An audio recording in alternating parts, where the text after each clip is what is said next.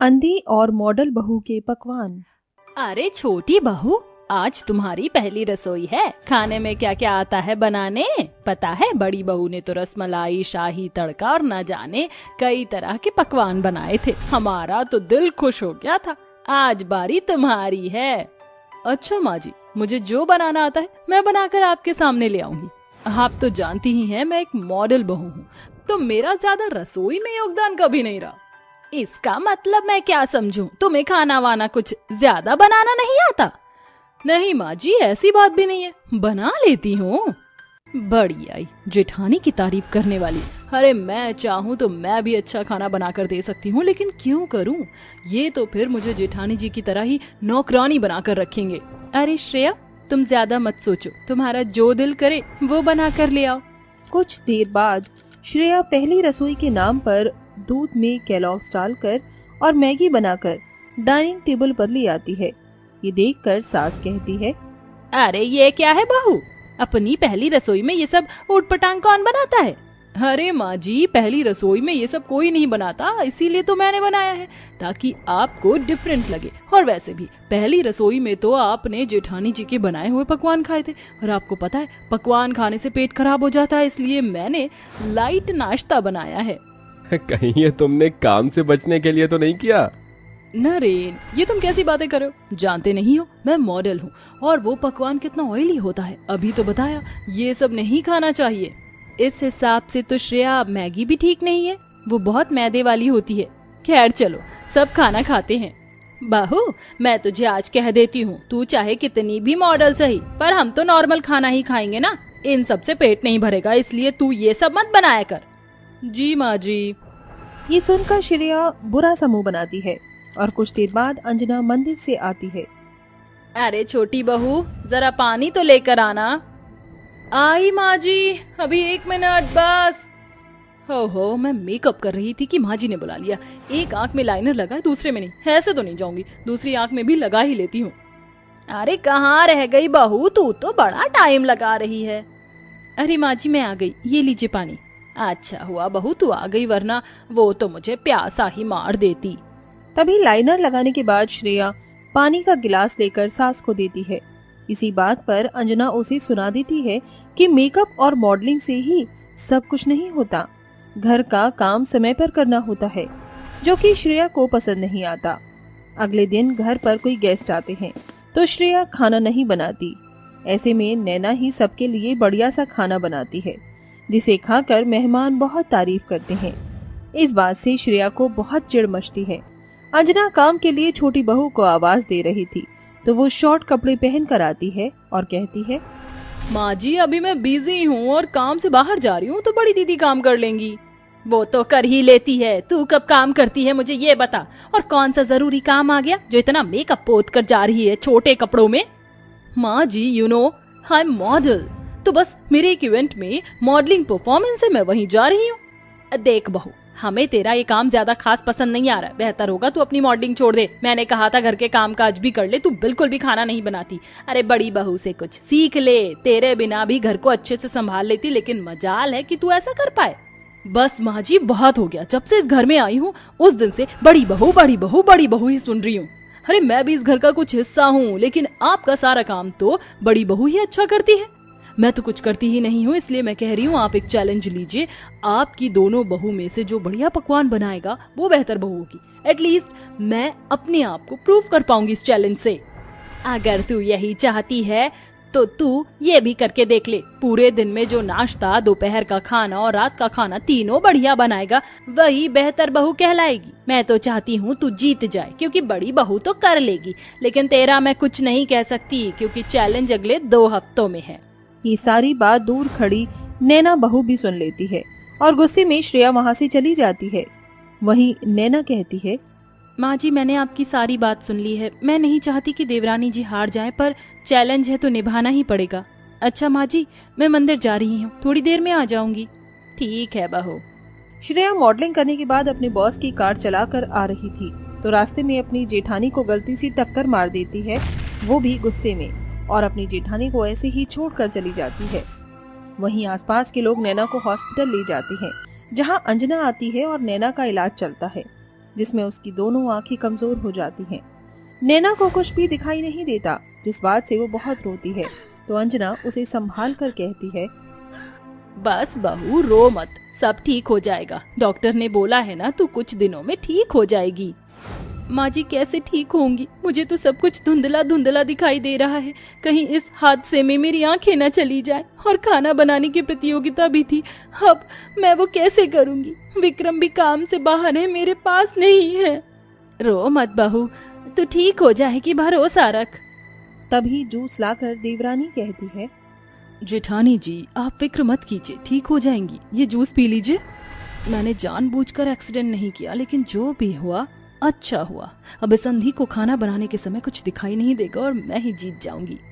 हाँ मैं पीती हूँ, मुझे ठीक भी तो होना है। हॉस्पिटल से डिस्चार्ज होने के बाद नैना घर पर आ जाती है, जहाँ उसे हर चीज धुंधली दिखाई देती है।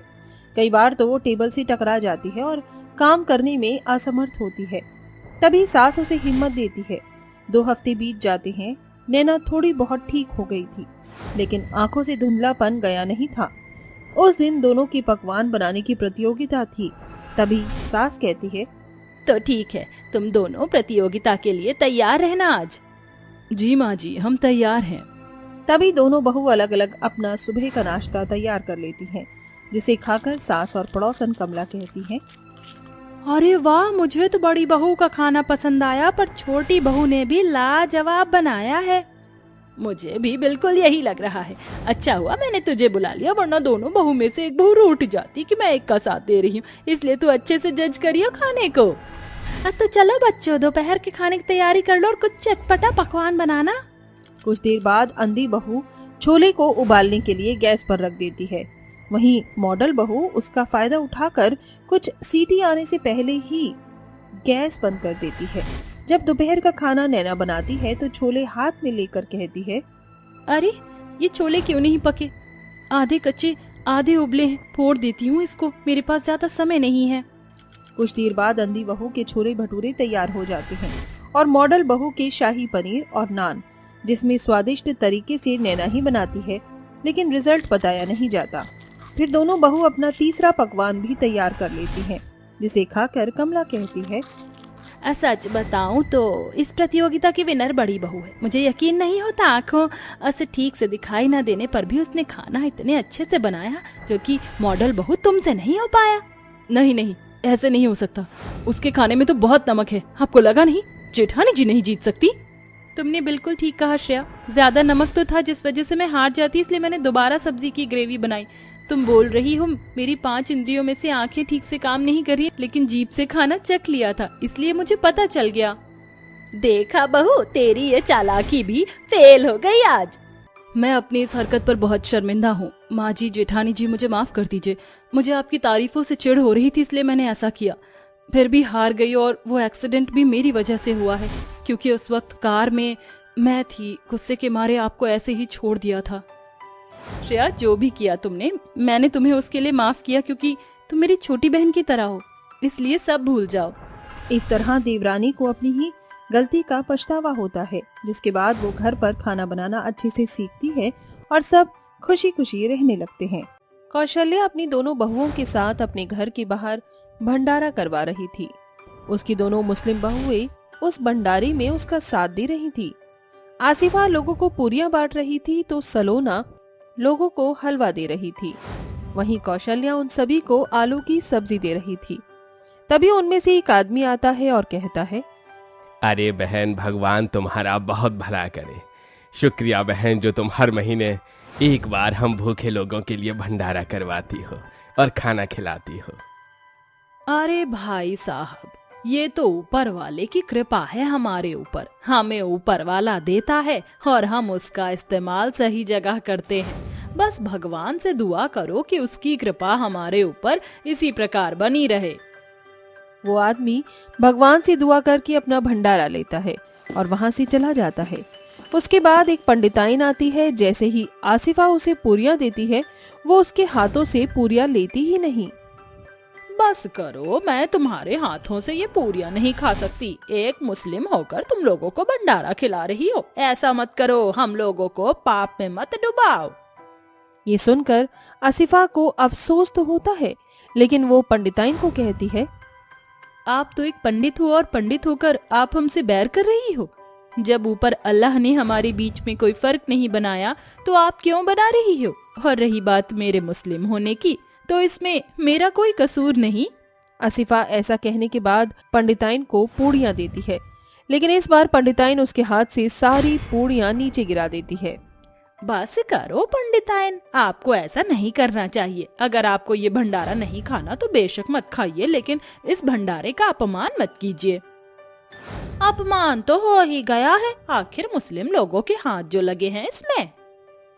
ऐसा कहकर पंडिताइन वहां से चली जाती है। ये सुनने के बाद आसिफा और सलोना को बहुत दुख होता है।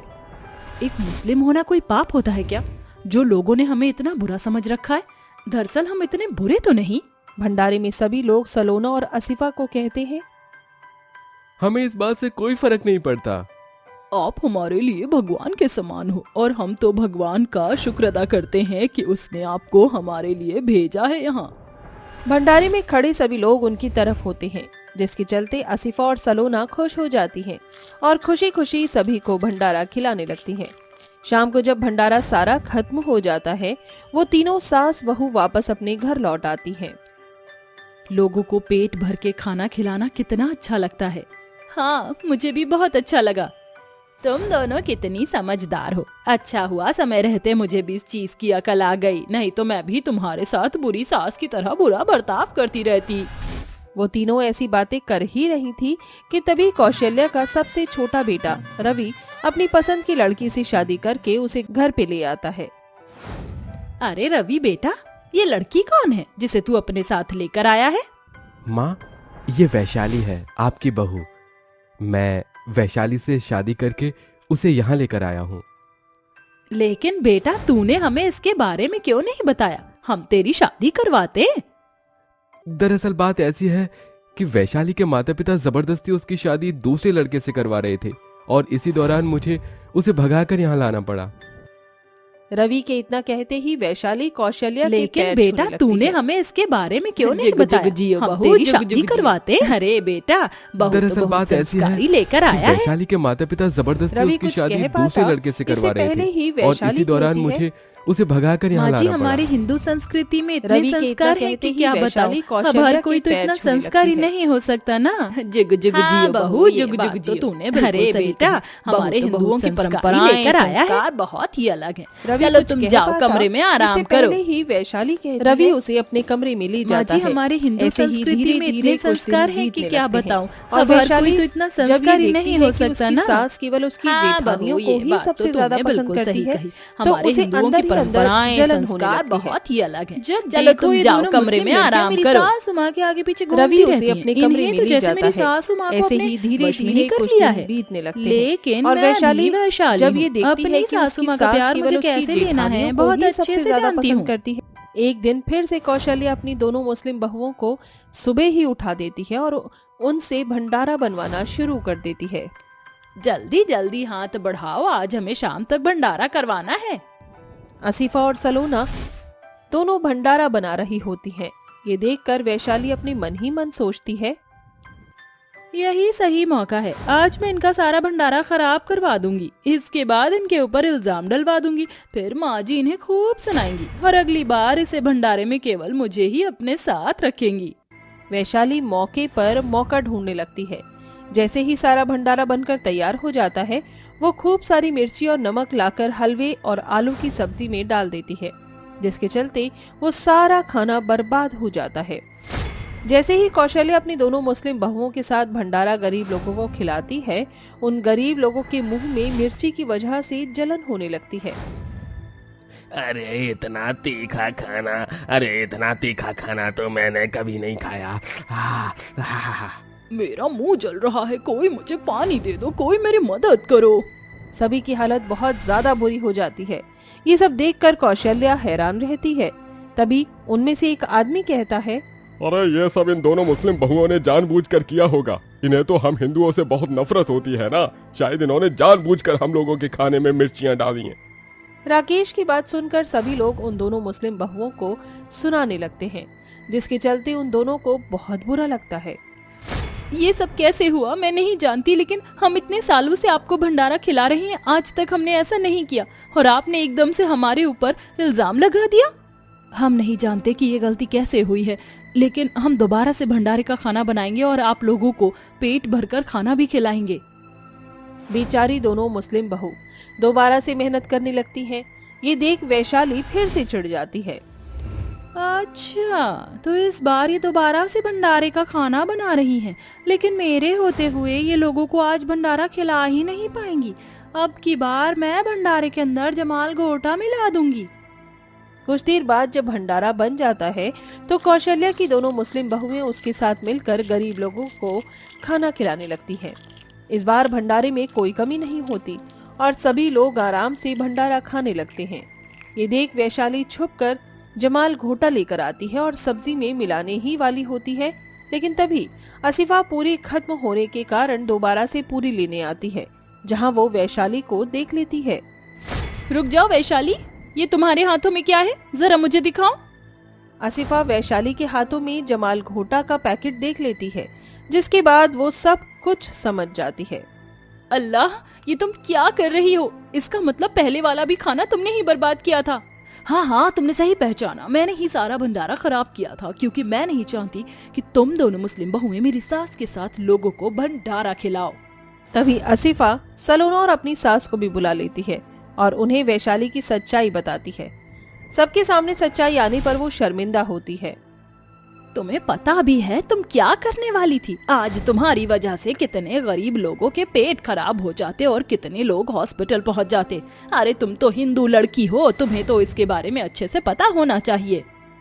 मुझे माफ कर दीजिए माँ जी, आपने सही कहा, आपके प्यार के लालच में मैंने एक बार भी गरीब लोगों के बारे में नहीं सोचा, लेकिन अब मैं अपनी गलती को सुधारना चाहती हूँ। क्या मैं आपके साथ गरीब लोगों को भंडारा खिला सकती हूँ? कौशल्या उसे मना नहीं करती और उसे एक और मौका देती है, जिसके बाद वो अपनी दोनों जेठानियों के साथ खुशी खुशी गरीब लोगों को भंडारा खिलाती है। उस दिन के बाद से वो अपनी जेठानी और अपनी सास के साथ अच्छे से रहने लगती है।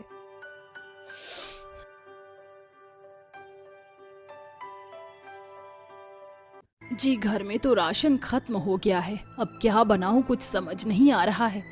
गुड्डी भी जंगल से लकड़ियां लाने गई है। अरे भाग्यवान, अब क्या करूं मैं? तुम तो जानती ही हो हमारा मालिक समय पर हमें पैसे नहीं देता है। हाँ ये तो है, लेकिन अब हम क्या करेंगे?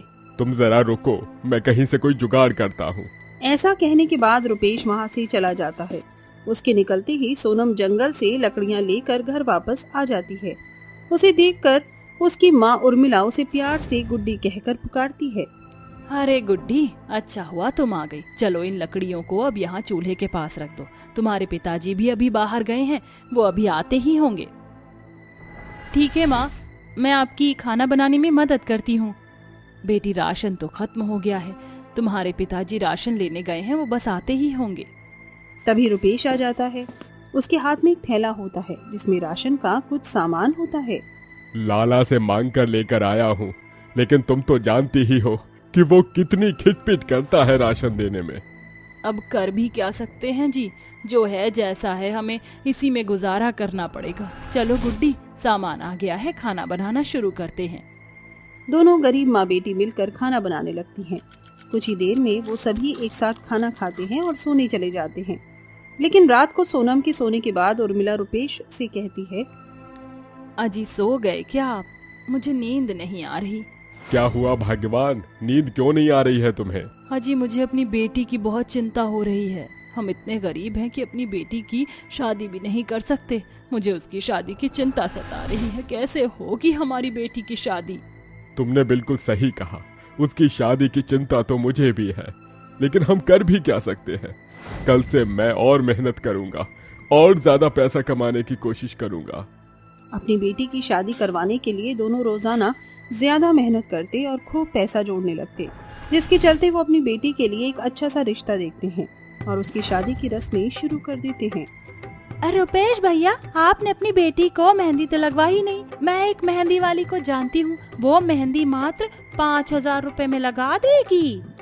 रुपेश इतने पैसे सुनते ही शांता से कहता है, भगवान जितने की मेहंदी मेरे बेटी के हाथों पर लगेगी उतने में तो मैं बहुत से काम करवा सकता हूँ। इससे अच्छा है कि मैं जंगल जाकर मेहंदी के पत्तों को तोड़ कर ले आऊं और खुद मेहंदी बनाकर अपनी बेटी के हाथों पर लगाऊं। रुपेश जंगल की तरफ जाने ही वाला होता है कि तभी उसे सोनम रोक लेती है। पिताजी, आप कहाँ जा रहे हो? आपको कहीं जाने की जरूरत नहीं है। घर में पहले ही बहुत से काम है, आप उन्हें संभालो। जंगल से मेहंदी मैं तोड़ कर ले आऊंगी। सोनम मेहंदी तोड़ने के लिए जंगल में चली जाती है। चलते चलते उसे मेहंदी के पेड़ों के पास एक बूढ़ी औरत मेहंदी तोड़ते हुए नजर आती है। अरे अम्मा, आप यहाँ मेहंदी तोड़ रही हो? आपको मेहंदी किस लिए चाहिए? लोगों के मेहंदी लगाने का बहुत शौक है, इसलिए ये मेहंदी तोड़ रही हूँ ताकि किसी के मेहंदी लगा सकूं। लेकिन तुम यहाँ क्यों आई हो? सोनम उस औरत को सब कुछ बताती है। मेरे माता पिता बहुत ज्यादा गरीब हैं। मेरी शादी करवाने के लिए उन्होंने बहुत मेहनत की है, बहुत ही मुश्किलों से थोड़ा पैसा जोड़ा है ताकि मेरी शादी हो सके। अब उनके पास मेरे हाथों पर मेहंदी लगवाने के लिए पैसे नहीं है, इसलिए मैं यहाँ मेहंदी तोड़ने आई हूँ। तुम इतनी दूर से अपनी शादी के दौरान इस जंगल में मेहंदी तोड़ने आई हो? तुम्हारी बहादुरी से मैं बहुत खुश हूँ। वैसे तुम भी परेशान हो और मैं भी बहुत भूखी हूँ। देखो, मैं तुम्हारे हाथ पर मेहंदी लगा दूंगी। मुझे मेहंदी लगाने का शौक तो है, लेकिन मुझसे कोई मेहंदी लगवाता नहीं। तुम मुझे अपने घर ले चलो, मैं तुम्हारे वहाँ आराम से मेहंदी लगा दूंगी और उसके बदले तुम मुझे कुछ खाना खिला देना।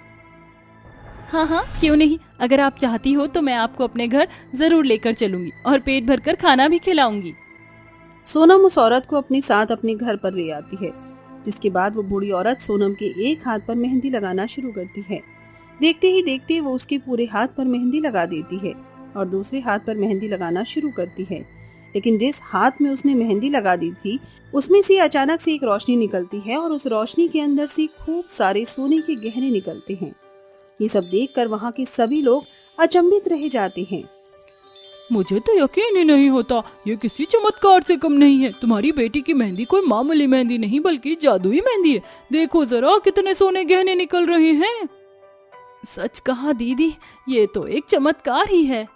इतने सारे सोने के गहने, अरे मैंने जिंदगी में कभी नहीं देखे। लेकिन ये सब कैसे हो सकता है? मुझे तो कुछ समझ नहीं आ रहा। तभी अपने हाथों की मेहंदी के अंदर से सोने के गहने निकलते हुए देख सोनम उस बूढ़ी औरत से कहती है, आखिर ये सब हो कैसे सकता है? मेरी मेहंदी के अंदर से ये सोने के गहने कैसे निकल रहे हैं? परेशान होने की कोई जरूरत नहीं है। दरअसल ये मेहंदी ही जादुई मेहंदी है। इसे अगर कोई परी किसी के भी हाथों पर लगाए तो जादुई मेहंदी अपना असर दिखाती है। इसका मतलब आप एक जादुई परी हो। सोनम की इतना कहती ही वो बूढ़ी औरत एक जादुई परी के रूप में आ जाती है, जिसके बाद वो सोनम से कहती है, बिल्कुल सही पहचाना, मैं एक जादुई परी हूँ। तुम्हारी तकलीफ और तुम्हारी परेशानी सुनने के बाद मुझसे रहा नहीं गया और मैं तुम्हारी मदद करने तुम्हारे घर तक आ गई। चलो, अब मुझे तुम्हारे दूसरे हाथ पर भी पूरी मेहंदी लगाने दो। परी देखते ही देखते सोनम के दूसरे हाथ पर भी मेहंदी लगा देती है, जिसके बाद सोनम के दूसरे हाथ की मेहंदी के अंदर से एक रोशनी निकलती है और उस रोशनी के अंदर से बहुत सारे हीरे ही हीरे निकलने लगते हैं। अद्भुत, ये तो चमत्कार ही हो गया। कभी जिंदगी में नहीं सोचा था कि मेरी मेहंदी जादुई मेहंदी होगी और उसके अंदर से सोना और हीरा निकलेगा। गांव के सभी लोग हैरान रह जाते हैं। अरे रुपेश भैया, तुम्हारी तो किस्मत चमक गई तुम्हारी बेटी की जादुई मेहंदी से। अरे तुमने सुना तो होगा ही, जब ऊपर वाला देता है छप्पर फाड़ कर ही देता है। ये सब तो ठीक है परी, लेकिन आप मुझे ये बताइए, अगर मैंने अपनी मेहंदी धो दी तो क्या इसका जादू खत्म हो जाएगा? नहीं, ऐसा कुछ नहीं होगा। जब तुम अपने हाथ धो लोगे तब भी इस जादुई मेहंदी का असर रहेगा। उसके बाद तुम जब भी चाहोगी अपनी मेहंदी से मांग सकोगी। जादुई परी ऐसा कहने के बाद चली जाती है। वहीं दूसरी तरफ सोनम के हाथों की जादुई मेहंदी के अंदर से सोने व हीरे निकल रहे होते हैं, जिसकी वजह से रुपेश और उर्मिला अपनी बेटी की शादी बहुत धूमधाम से करते हैं और उसे दहेज में भी बहुत कुछ देते हैं। माँ, जाने से पहले मैं आपके लिए कुछ करना चाहती हूँ ताकि आप और पिताजी कभी भी परेशान ना हो पाओ। इतना कहने के बाद सोनम कहती है, मेरी प्यारी जादुई मेहंदी, अपना कमाल दिखाओ और मेरे माता पिता को बहुत अमीर बनाओ। तभी उसके हाथों से रोशनी निकलती है और उस रोशनी के अंदर से सोना और हीरे निकलने लगते हैं, जिसके बाद सोनम के माता पिता उसे विदा कर देते हैं और वो अपनी ससुराल में चली जाती है। उस दिन के बाद से सोनम की जिंदगी की सारी तकलीफें खत्म हो जाती हैं और वो अपने जीवन में खुशी खुशी जीने लगती है।